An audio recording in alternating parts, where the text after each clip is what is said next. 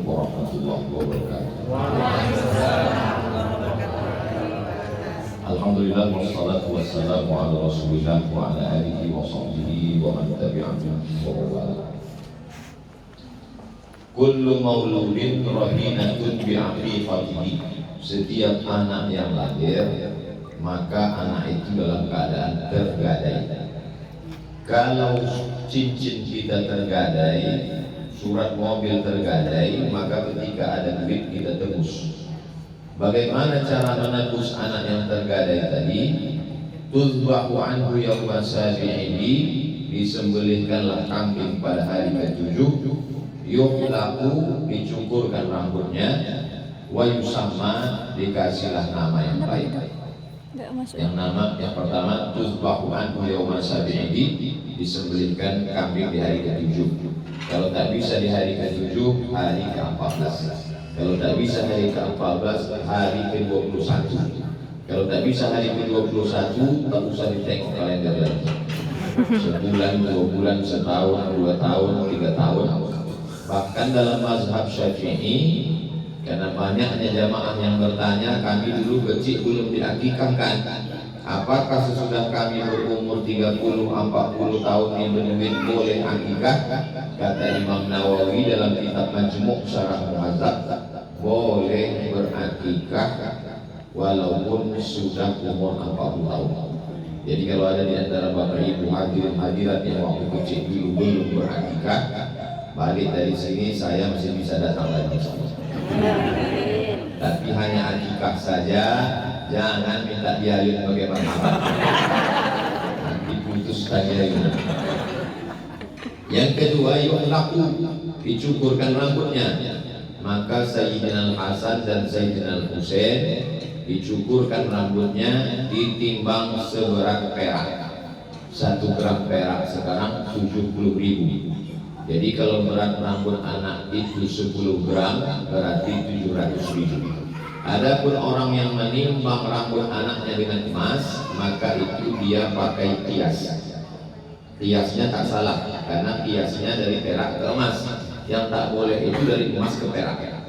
Karena antara harga emas dengan perak, 1 gram perak 70.000, 1 gram emas 1 juta.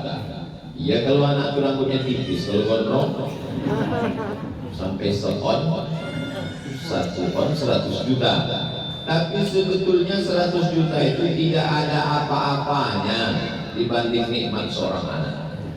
Kalau bapak ibu mau tahu macam mana nikmat seorang anak, tanyalah sama orang. Mohon maaf, saya banyaklah sudah berjumpa jamaah, saya tanya, tolong doakan Ustaz, kami sekarang sedang program bayi tabung di Singapura. Berapa ongkos ke Singapura, berapa penginapan di rumah sakit, paling murah bayi tabung 150 juta. Itu pun mungkin tabung-tabung second. Bayangkan. Jadi sebetulnya itu tidak ada apa-apanya dibandingkan nikmat yang besar. Lalu kemudian wa yusamma, dikasihlah nama yang bagus-bagus. Maka dikasihlah nama ananda Hanna. Hanna artinya kerinduan. Nuraya, cahaya terang benderang. Muhammadi, cahaya Nabi Muhammad sallallahu alaihi wasallam. Karena Nabi berdoa, Allahumma ja'al fi qalbi nura, wa fi sam'i nura, wa fi basari nura, wa an yamini nura, wa an yasari nura, wa min amami nura, wa min khalfi nura, wa min fawqi nura, wa min tahti nura, wa ja'al li nura, wa ja'alni nura. Jadikan aku cahaya. Dengan cahaya itulah terang benderang umat ini dari kegelapan kejahilan sampai kepada nur Muhammad sallallahu alaihi wasallam yang terang benderang. Lalu kemudian tak mungkin kita hanya sekedar duduk-duduk makan-makan saja.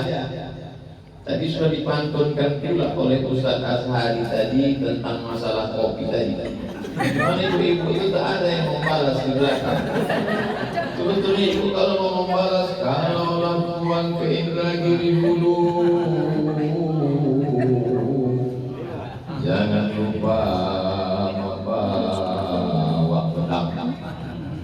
Kalian belagu aja lah dulu, nanti kopi segera datang. Jadi ibu-ibu mesti pandai loh, pandai. Inti daripada akikah itu sebenarnya adalah silaturahim. Jadi banyak orang sekarang tak mau datang akikah. Kalau datang undangan akikah langsung diposting aja. Selamat akikah ya. Habis itu datang pula kawannya komen di bawah. Amin amin amin amin. Waktu lahir anak gitu, waktu nikah itu juga. Barakallahu lakuma wa baraka alaikuma wa jama'a bainakuma fi khair. Amin amin amin amin amin. Waktu meninggal begitu juga. Diambilnya gambar awak, dilingkarinya bulan. Nah, begitu innalillah, amin amin amin. Kalau beginilah silaturahim kita rusak. Kalau tak dibuat akikah Ananda Hanna Nuraya Muhammad ini, tak jumpa saya dengan Ustaz Azhar yang mau mengajak umroh dengan bayar tiket masing-masing. Kalau tak dibuat acara akikah ini, tak jumpa saya dengan Ustaz. Saking lamanya kami tak jumpa, tak masuk saya ke Al-Falah sampai lupa Ustaz Yazid Nasution.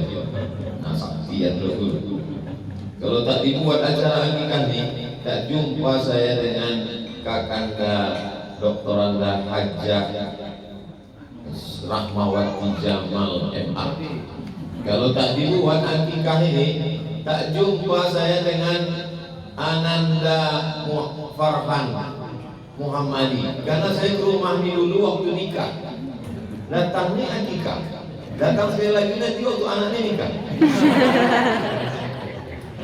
Jadi memang kita ini terlalu sibuk dengan dunia ini, makanya usahakanlah untuk datang akikah.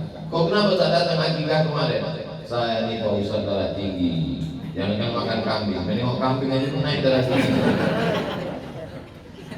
Kan tidak semuanya kambing, ada ayam, ada telur ayam. Kalau tak mau kuahnya aja.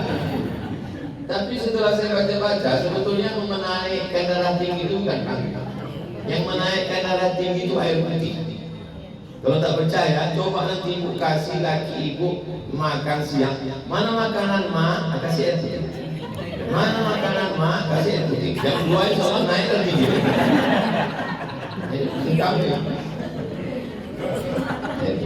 Jadi tolong dipahami bahwa yang namanya walimah, yang namanya akikah, yang namanya takziah itu tak lain tak bukan adalah menyambung silaturahim. Saya dulu sekolah di Medan, Sanawiyah Mu'allimin tahun 90 sampai 95. Paginya sekolah di Jalan Sisingamangaraja, malam mengaji ke rumah Ustadz Fadlan. Waktu itu Ustadz Fadlan masih lajang ya. Bayangkan itu sudah lamanya kami kenal. Jadi saya ini murid Ustadz Fadlan. Jadi kalau nanti ada orang, Ustadz Somad itu payah kali diundang. Kalau sama Ustadz Fadlan ini lain. Kalau tak datang durhaka kita. Nah, itu bedanya. Jadi jangan sampai ini jadi fitnah. Jangan ada dusta di antara kita. Nah, kedatangan kita ini semua adalah namanya kalau kata orang Melayu tahniah. Kalau kita ikut susah namanya takziah. Kalau kita ikut senang namanya tahniah. Menengok Ananda Farhan menikah, kami ikut senang, tahniah. Sekarang beliau punya anak, kami ikut senang, tahniah. Menengok beliau bahagia, sakinah, mawaddah, warahmah, kami ikut senang, namanya tahniah. Jadi kalau ada orang tetangga, kawan, sahabat susah hatinya menengok orang bahagia, itu perlu diulang saja. Bukan kata saya, Al-Quran disebut in tamsaskum hasanatun tasuhum kalau kamu dapat nikmat mereka susah hati. Wa in tusibkum sayyi'atun yafrahu biha. Tapi kalau kamu dapat musibah mereka senangnya bukan main. Itu sifat orang kafir.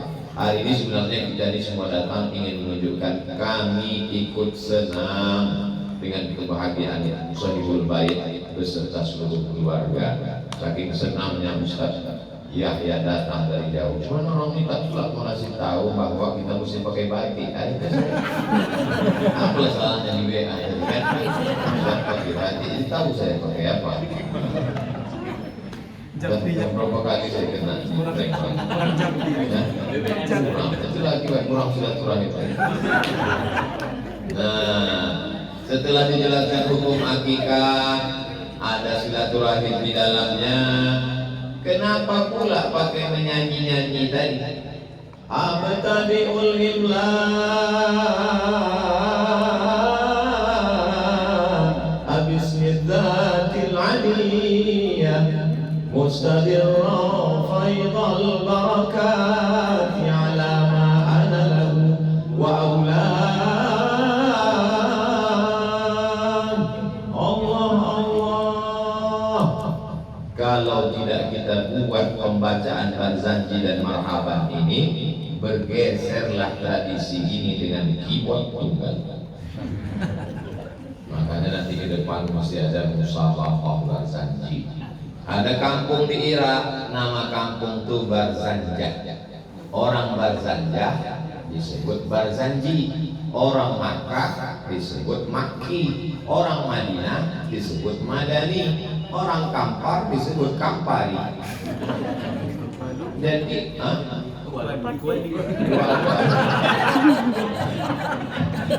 jadi Barzanji tadi maksudnya orang Barzanjah, karena memang kampung dia di Irak. Pindahlah ayahnya ke Madinah. Sampai di Madinah dia belajar, cerdas orangnya. Diangkatlah oleh pemerintahan Turki Utsmani menjadi mufti di Yaman. Di akhir tuanya dia balik ke kota Madinah, ditulisnya lah syair memuji Nabi Muhammad SAW. Maka disebutlah syair itu syair Al-Barzanji yang ditulis oleh Imam Abu Ja'far Al-Barzanji. Cuma setelah saya berkeliling-keliling, saya tengok yang membaca Barzanji macam kita baca ini cuma di daerah Aceh, Medan, Riau. Kalau di Palembang yang dibaca itu Simsud Durar. Di tempat lain yang dibaca itu yang dibuat Habib Umar bin Hafiz Al-Diyaul Lami. Ada lagi membaca Dibai. Ada lagi membaca Burdah yang ditulis oleh Imam Al-Busiri, makamnya di Iskandaria, Alexandria, Kairo. Jadi maulid apapun yang kita baca, Al-Barzanji, Al-Diyaul Lami, Al-Burdah Al-Busiri, Ad-Dibai, sebetulnya isinya semuanya sama. Isinya adalah sholawat kepada Nabi. Attirillahumma qabrahul karim. Ya Allah, attiri dari kata itu parfum.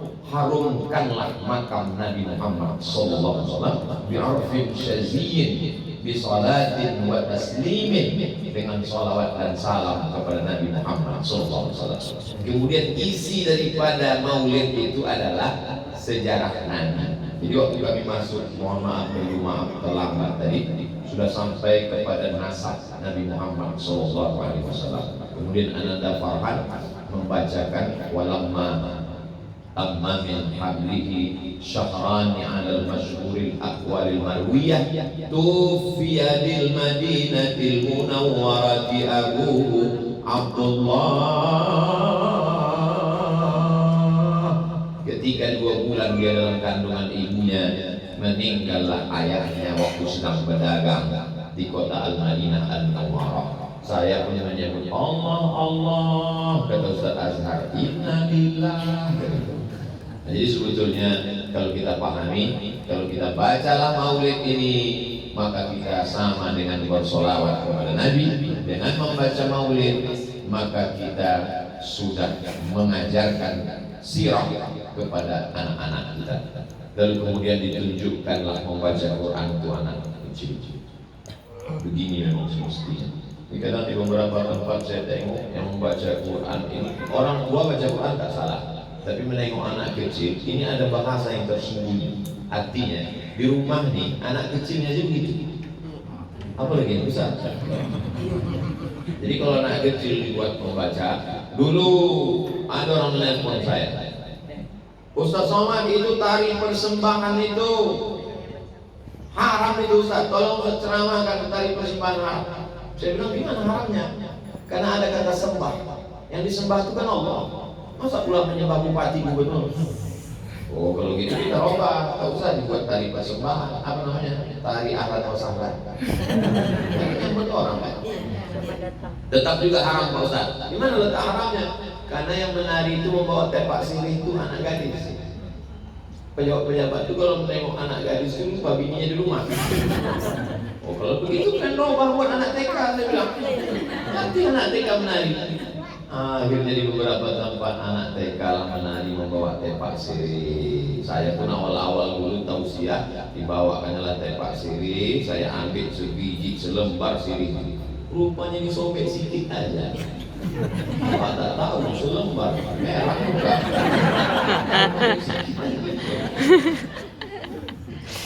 Jadi tradisi-tradisi ini kalau tak kita jaga, na'udzubillah, serangan drama Korea, sinetron India, lagu K-pop, keyboard tunggal, ini akan menggeser tradisi marhaban, barzanji, maulid. Jadi apa yang dilakukan oleh Al-Mukarram beserta seluruh keluarga besar hari ini bagian dari dakwah.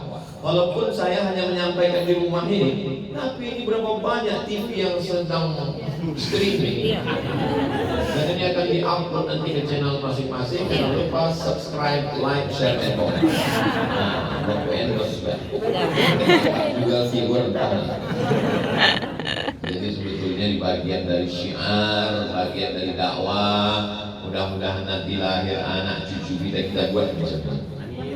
Diadakan motong kambing, potong rambut, kasih nama, silaturahim, baca Quran, baca maulid. Kenapa pula berdiri kita tadi? Tiba-tiba sedang duduk, tahu-tahu berdiri. Marhaban ayyanu rol aini marhaba. Diambil dari kata rahab, artinya tanah lapang. Marhaba artinya hati kami lapang menerima tamu yang semua datang pada kesempatan kali. Marhaban ya nur al aini, selamat datang nur cahaya aini, cahaya mata. Jadi nur al aini disebut adalah cahaya mata. Orang Arab kalau dia memanggil orang kesayangannya, dia katakan ya nur al aini, wahai cahaya mataku. Kalau orang kita, wahai buah hati pelayan jiwa. Jadi kalau cahaya mata memang tepat. Mata ini bisa menengok karena cahaya, jadi cahaya mata. Tapi kalau buah hati, takkan hati berbuah. Tapi karena itu sudah bahasa kita boleh buat. Nah, jadi Nurul Aini. Jadi ibu-ibu yang kebetulan namanya Nur Aini, jangan kepedean. Kenapa kuat ini sama orang ini? Itu makna Nurul Aini itu adalah Nabi Muhammad Sallallahu Alaihi Wasallam. Jadi kalau ada orang mengatakan, kenapa kalian maulid Nabi cuma 12 Rabiul Awal aja? Ini orang tak paham. Mengayun anak maulid Nabi, memindah rumah baru maulid Nabi, mempelai laki-laki keluar kamar mempelai perempuan maulid Nabi. Jadi sebetulnya kita membaca maulid ini 24 jam ada pembacaan maulid, pagi, petang, siang, dan malam. Sesudah anak ini diakikahkan, lalu kemudian mulailah dia belajar merangkak, mulailah dia berjalan jatuh, lalu kemudian dan seterusnya. Maka dalam Islam, muru auladakum bisolat, suruh anak kamu sholat, wahum abna'u sab'an sinin, umur 7 tahun. Kalau 7 tahun sholat, berarti sebelum 7 tahun sudah hafal Al-Fatihah, iftitah, tasyahud, iktidal, surat-surat pendek. Artinya bacaan orang tua saya tak ragu lagi, keluarga ini memang keluarga qori-qorian, guru-guru kita semua. Tapi tausiah yang saya sampaikan ini bukan hanya untuk kita yang ada di sini, didengar oleh semua umat Nabi Muhammad SAW. Maka membiasakan mendengarkan bacaan-bacaan Quran supaya anak itu belum pandai membaca tapi sudah hafal. Banyak orang tak pandai membaca tapi dia sudah hafal. Di antaranya Nabi Muhammad SAW. Dia tak bisa baca tapi dia hafal. Itulah mengapa anak umur 7 tahun membaca tapi dia tak hafal surat-surat pendek. Syekh Muhammad Mutawalli Sya'rawi lebih dulu menghafal baru membaca. Sesudah dia hafal baru dia tahu bacaannya, dia komplain ke gurunya. Guru katanya, ya, ini gimana cara bacanya? Alif Lam Mim. Kata dia tulisannya tak begitu, tulisannya alamat. Jadi lebih dulu mendengar baru membaca. Karena memang bunyinya lain. Tak ada di situ alif, tak ada huruf fa di situ. Mim, tak ada huruf iya di situ. Tulisnya cuma alif lam mim. Karena memang Quran turun bukan kertas tapi suara. Jadi banyak orang maaf cakap, mohon maaf yang tersinggung, tunanetra tak bisa menengok tapi hafal Quran. Kenapa? Karena mendengar. Inna sam'a wal basar wal fu'ad. Mendengar, menengok, baru menghafal. Jadi ketika ini dibacakan terus menerus 24 jam pagi, petang, siang, malam, gugurlah kewajiban kita. Dia sudah bisa membaca. Wadribuhum fil asrah, pukul umur 10 tahun dia dipukul, tapi pukulnya bukan karena pukul marah, pukulnya adalah pukul supaya cerah, tidak boleh bekas, tidak boleh pada alat vital, tidak boleh pada wajah. Jadi pukulan dalam Islam itu disangkutkan di dinding, semeti cambuk. Jadi ketika dia buat sesuatu ditunjuk cambuk. Nah, jadi Bapak Ibu nanti kalau ke rumah saya di dinding itu nampak ada cambuk sama arit. Apa itu Pak Ustaz? Oleh-oleh orang Madura ngasih cambuk deh. Bukan untuk anak-anak. Cambuk sama golok dari Madura. Kata dia itu souvenir saudara kita waktu ceramah di Madura. Lalu kemudian setelah anak ini dewasa, maka kemudian kata Nabi, man ala salasa banatin, siapa yang membesarkan 3 anak perempuan, fa'adzabahunna, dididiknya dengan baik, wa zawwajahunna, dinikahkannya dengan orang baik-baik, wa ahsana ilaihinna, dia buat baik sampai mati, falahul jannah, maka surga lah bagi. Ananda Farhan sudah mendapat 1 tiket, tinggal menambah 2 lagi. Saya bukan mainlah inginnya punya anak perempuan, dikasih Allah Ta'ala laki-laki. Mau laki-laki mau perempuan, yang penting soleh dan solehah. Kenapa dalam hadis itu dikatakan Nabi anak perempuan? Karena dulu orang kalau punya anak perempuan malu, dikubur anak itu hidup-hidup, muswaddau, wajahnya menghitam, kauzim, marah bercampur malu, wajah menghitam, dikubur hidup-hidup. Itu makanya nanti di akhirat anak-anak yang mati dikubur hidup itu ditanya, wa idzal mau'udatu su'ilat bi ayyi dzambin qutilat. Kenapalah kalian dibunuh wahai anak perempuan yang tak berdaya? Tapi hari ini Masya Allah perempuan dimuliakan, dihormati, disanjung tinggi. Maka ini kehormatan yang luar biasa. Kalau perempuan satu negeri itu baik, an-nisa imanul bilad, perempuan itu tiangnya. Idza fasadat bilad. Kalau perempuan rusak maka negeri itu jadi rusak. Kalau negeri mau jadi baik maka perempuannya mesti baik. Perempuan punya anak, perempuan punya suami, perempuan punya menantu, perempuan punya cucu, perempuan punya abang, perempuan punya adik, dan orang amat sangat berpengaruh dengan perempuan. Makanya sekarang kalau ada orang mau jual kredit, yang dicarinya pasti perempuan. Kalau ada orang mau memasarkan umroh, yang dicari pasti perempuan. Kalau perempuan nih, saya. Karena perempuan, kalau saya menceramah di depan 100 laki-laki, 100 laki-laki, itu yang bisa membawa balik cerita itu sampai ke rumah tinggal 50. Yang dari 50 itu yang didengar bininya tinggal 10. Tapi kalau berceramah kepada 10 perempuan, balik dia ke rumah, disampaikannya ke suaminya jadi 20, disampaikannya ke anaknya jadi 30, disampaikannya ke menantunya jadi 40, disampaikannya ke cucunya jadi 50. Makanya lebih efektif bercakap sama perempuan daripada sama laki-laki. Itulah makanya kalau udah mau dekat-dekat musim pilkada kampanye, yang dapat jilbab kan ibu kan? Jilbab itu tulis di belakang coblos nomor. Begitulah hebatnya perempuan.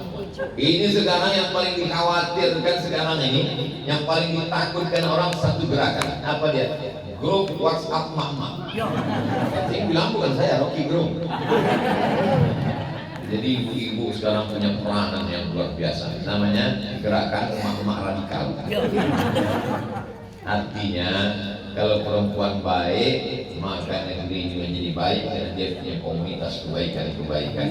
Jadi punya anak perempuan bagi Ananda Farhat, Masya Allah, inilah kenikmatan yang luar biasa.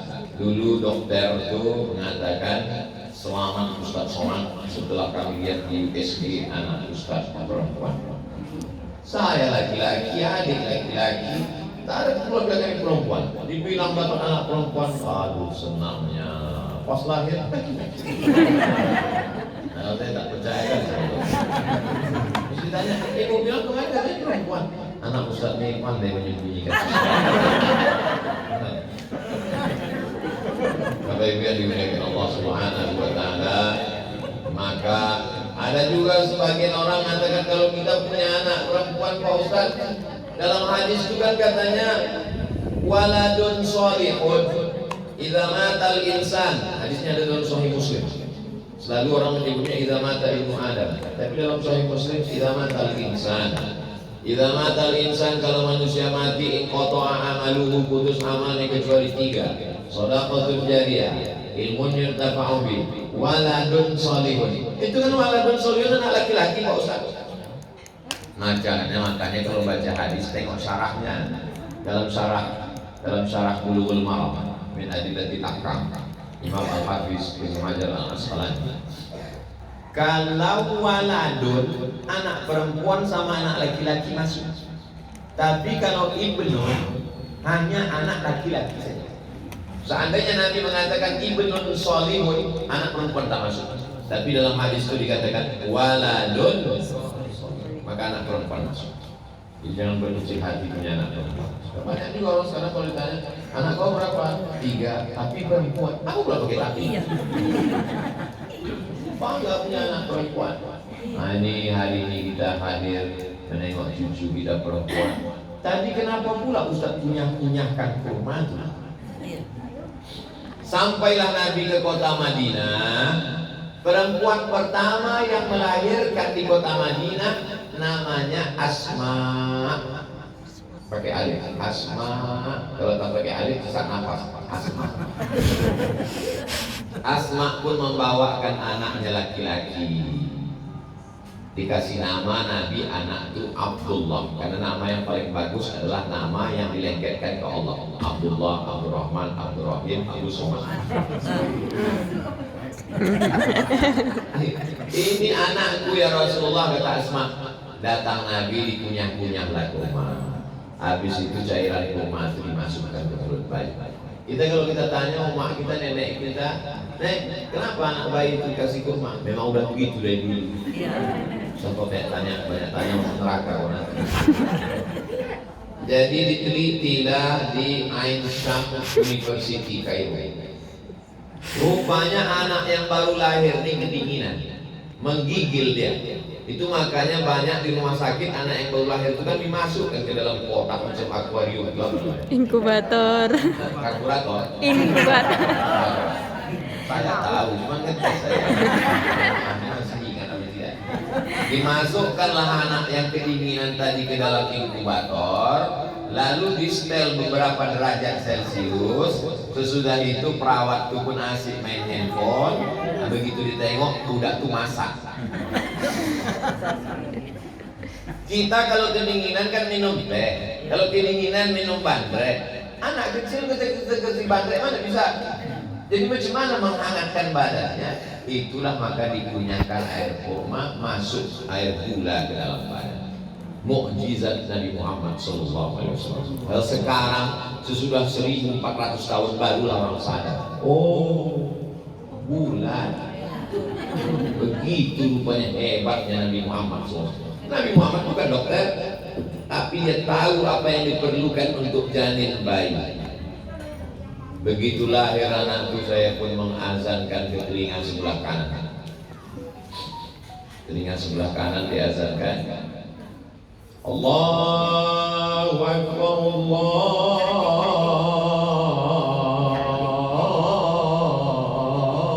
Akbar.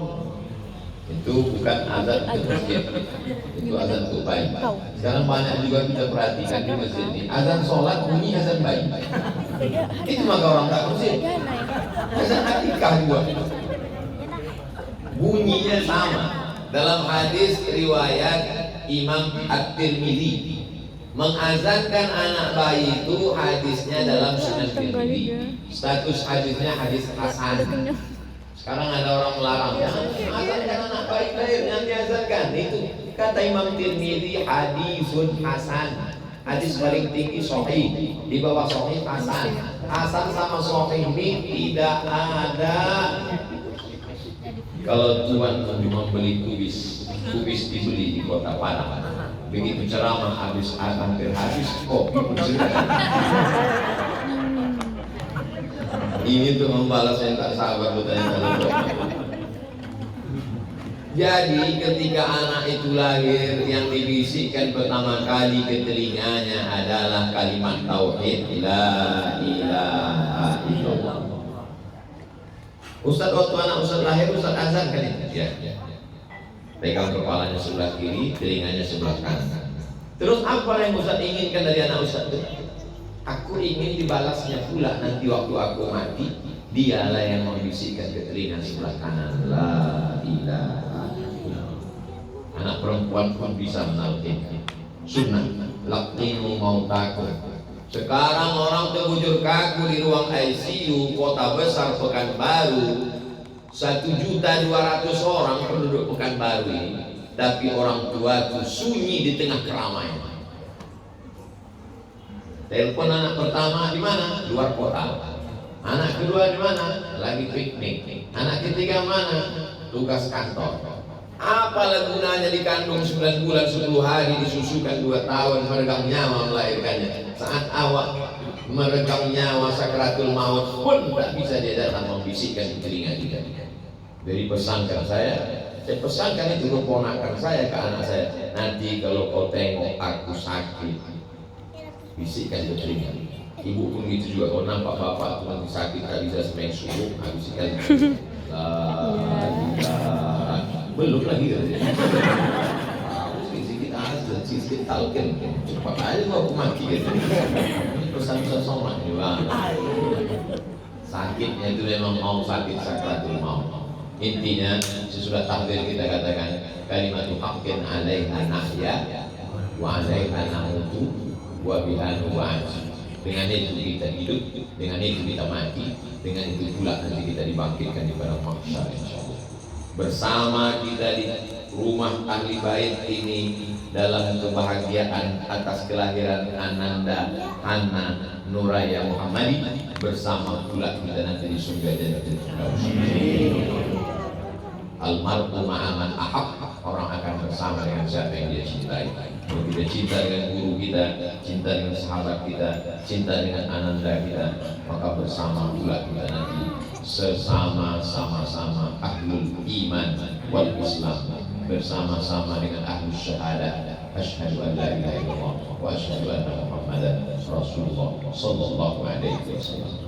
Setelah nanti sampai usia dia menikah, idza ja'akum man tardawna dinahu wa khuluquhu, Kalau nampakmu ada anak laki-laki lajang datang meminang anakmu, sifatnya dua. Binahu, baik agamanya, wa khuluquhu, baik akhlaknya, fazawwijuhu, nikahkanlah dia. Mungkin waktu itu saya sudah tak ada lagi di tahun 2040, 2045 datang anak lajang. Maka ingatlah pesan Ustaz Somad dulu hadis Nabi disampaikannya. Datang anak laki-laki, baik agamanya, baik akhlaknya, mak fazawwijuhu, nikahkan. Illam taf'alu, kalau tak kau terima pinangannya, dua terjadi. Takun fitnatun fil ardi wa fasadun 'arid, akan terjadi fitnah yang luar biasa dan kerusakan yang sangat luas. Ini yang terjadi sekarang. Orang menunda-nunda pernikahan anak karena menunggu, akhirnya malang tak dapat ditolak, untung tak dapat diraih. Lama hidup banyak dirasa, jauh berjalan banyak ditengok, lama jadi ustaz banyak yang curhat. Kalau Tuhan pergi ke Makkah, jangan bawa bom di kulum. Walaupun sedang mendengar ceramah, kopi memang sudah boleh itu. Memang segan pula orang yang kopi. Bapak Ibu yang dimuliakan Allah Subhanahu wa Ta'ala. Jadi nanti kalau datang orang meminang anak ibu, baik agamanya, baik akhlaknya, terimalah. Saya tak 1, 2, 3 kali Pak Bu. Assalamualaikum Ustaz Somad. Waalaikumsalam. Bisa kita jumpa Pak? Bisa. Di mana kita jumpa? Di masjid. Masjid mana? Masjid Tentara, dekat Masjid Anwar. Sampai di situ nampaklah ibu-ibu mata bengkak, anak perempuan lebih bengkak lagi. Apa masalahnya nih Bu? Gimana saya mau jawab? Menangis. Anak saya ini perawat Pak Ustadz. Jadi nikah sama laki-laki terus bercandu narkoba. Bu, nasi udah jadi tai ayam. Nah, itu mencandu narkoba, ibu cerita bubur juga lagi. Ceramah pula ke satu kabupaten di Riau, tak boleh sebut nama, menjaga kode etik jurnalistik. Ustaz Somad, tolong doakan dulu anak saya. Kenapa dia Pak? Dengan jin ada di kamar. Udah besar, dokter Pak Ustaz. Lagi perempuan dokter di kamar. Kenapa? Gara-gara malu keluar rumah, laki baru nikah akad maghrib lagi. Kenapa lari? Maaf, beribu maaf. Rupanya ketahuan tak bersunat. KTP dibuatkan palsu, RT RW kades kadus, diakadkan oleh Pak Tua, data palsu. Orang tua tidak membuat fit and proper test. Coba kalau tanyakan dulu ke Ustaz Yahya, kan bisa diseleksi. Kita terima aja. Kalau datang laki-laki minang nampak pakai mobil, terima aja. Tak tahu mobil rental. Tanya dulu sama Ustaz Yazid, tanya dulu sama Ustaz Yahya, tanya dulu sama Ustaz Azhar. Udah sepakat orang yang bertiga, mainkan. Nah, inilah banyak orang tak mau bertanya-tanya sama Ustaz, akhirnya menyesal. Menangislah dua orang bapak-bapak, ibu-ibu di kantor Basnas. Kata Pak Ketua Basnas Provinsi, Ustaz Somad, kita mau rapat. Memang saya datang mau rapat, Ustaz tahu saya ikut rapat, Ustaz duduk sama tamu itu. Kenapa gitu Pak? Itu ada yang mau ditanyakan. Apa masalahnya Bu? Menangislah ibu ini dua. Berapa umur ibu? 70. Bapak berapa? Lebih 70. Apa masalahnya? 5 Pak Ustaz. Apa yang 5 nih? Rukun Islam apa? 5 sekali murtad Pak Ustaz. Anak perempuan saya nikah sama mu'alaf. Setelah mu'alaf beranak 3. Mu'alaf ini balik, rupanya pura-pura masuk Islam. Anak saya ini takut dicerai tak makan. Anak yang 3 ini ikut. Saya kalau mau mengikutkan ceramah saya, udah keras itu. Bisa pikir ini kalau keras, saya meninggal orang tuanya. Masalah tak selesai. Saya bilang balik aja Bu. Bapak Ibu balik ke rumah, banyak-banyak doa, berzikir. Apalagi mau dikatakan? Gara-gara tidak selektif. Makanya kata Nabi, wazawwajahu, nikahkan dengan orang yang baik. Menangislah si ibu, si bapak di samping mempelai. Kenapa bapak menangis? Kenapa ibu menangis? Haru kami Pak Ustaz, anak kami sudah nikah Pak Ustaz. Jadi selesailah tanggung jawab kami Pak Ustadz. Kata siapa? Siapa yang bilang tanggung jawab kalian selesai? Siapa yang bilang tanggung jawab kalian selesai kalau anak sudah menikah? Dulu anak itu waktu gadis jilbabnya panjang, bajunya panjang, tiba-tiba seminggu nikah dibawa lakinya. Datang-datang rambutnya gerabang macam sarang tawon, 3 warna merah kuning kelabu, kukunya hitam. Maka kita mesti dudukkan menantu kita itu. Setan, kenapa kau buat anakku begini? Ini bukan jumpa kau di tong sampah. Sampai mati orang tua punya perhatian terhadap anak menantunya, sampai akhirnya malaikat maut datang mencabut nyawa. Utlubil ilma minal mahdi, sampai kalian lah. Jadi bercerita tentang ceramah amar ma'ruf nahi munkar ini sampai ke liang lahat. 2 gendangnya. Kalau tidak kita dulu mati, dia duluan mati. Berapa banyak ibu-ibu umur 70, 80 2 kali anaknya kumandikan Pak Ustaz. Waktu kecil dulu kumandikan, jenazahnya kumandikan. Tapi ada pula orang yang beruntung, dia memandikan anak, habis itu dia pula dimandikan anaknya, tak dimandikan orang lain. Memang yang paling bagus memandikan jenazah kita ini adalah anak kita. Makanya buat di masjid-masjid itu pelatihan penyelenggaraan jenazah, buat dalam kurung untuk anak muda saja. Banyak juga kadang penyelenggaraan yang hadir tua-tua. Orang tua tak usah hadir, karena kalian yang menyelenggarakan. Anak-anak muda inilah supaya nanti kita mati jangan sampai dimandikan orang yang tak punya tata krama sopan santun. Iya, kalau kita orangnya baik di daerah di kampung. Kalau kita orangnya sombong, itulah kesempatan orang untuk balas dendam. Inilah ibu yang sombong dia. Kalau menawar mau membunuh, disebut orang itu pakai dosmil.